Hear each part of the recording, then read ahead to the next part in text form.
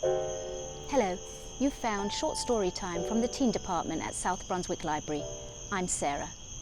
Today I'm reading a wry snippet of a story from a new collection called Someone Who Will Love You in All Your Damaged Glory by the witty Raphael Bob-Waksberg.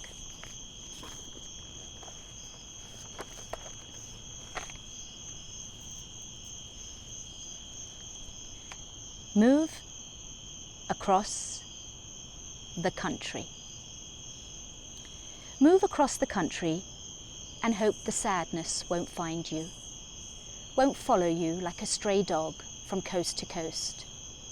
Hope the sadness isn't just a fog on a leash, shadowing you always. Hope the sadness can't be as fleet as you are. Hope the sadness is more rooted. Perhaps the sadness has friends, a family, and can't just pick up and go. Look at all this stuff the sadness has here in San Jose or Chapel Hill or wherever you're currently leaving. How's the sadness going to survive without all this stuff? Hope this isn't one of those any place I hang my hat is home type situation where the sadness hangs its hat on you. Hope that you are not the sadness's home anywhere you go, no matter how far, no matter how quickly. The sadness lives in you. Hope to God it's not that. Move across the country and start a new adventure.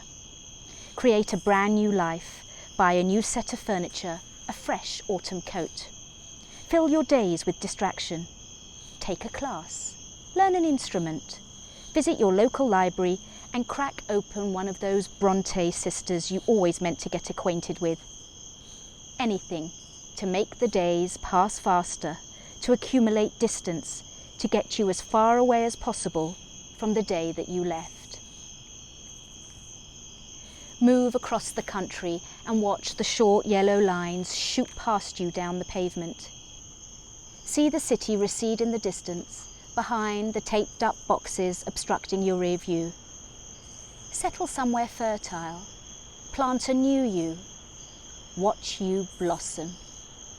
You can barely remember the old you now, the you who lived in that other place and was sad. That old you wasn't you. This is you. This is the you want to be. You have friends now, a routine, a coffee shop where someone, as you saunter in, smiles and says, "The usual." One night at a bar, late, you pick up a hobby of a person that somehow grows into a habit. A person whose flaws sparkle off yours in glorious coruscating patterns. A person who gets to know not just the you sometimes show, but the you truly are.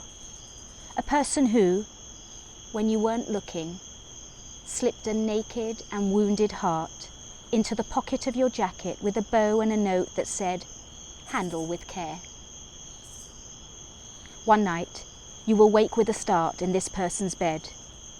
You will discover yourself in this person's arms, and you will disentangle yourself for the 100th time and dress yourself for the 100th time and try to leave this person's apartment.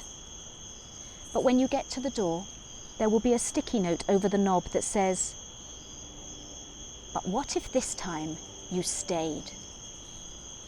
And you will turn around and get back into that person's bed, get back into that person's arms, and you will stay there for a year and a half. And you will learn how to be very, very tender with that person's naked, wounded heart.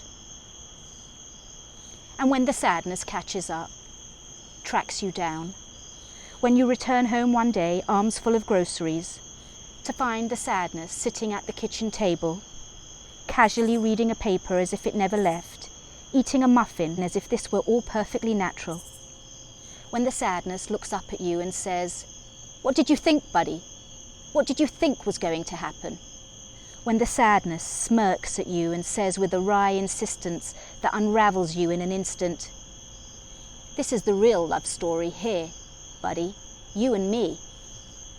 When the sadness reiterates that, "Sure, Certain smaller sadness is dull, but this sadness, the sadness, has seen you through it all. This sadness, the sadness, has never strayed from your side. Not really. And why would you want it to now? This epitome of stability in an inconsistent world. When that happens, you can put your groceries down and walk back out the door and close the door behind you. You can get in your car and drive all night and call your person from the road and say, "I'm sorry." You can keep driving until you hit a help wanted sign dangling off the edge of the opposite coast. You can take the new job and get all your stuff shipped out to you or thrown in the garbage or thrown in the river or burned in a fire or donated to the Goodwill. Go for a hike along the water and breathe in the fresh sea air. Move across the country and start again someplace new.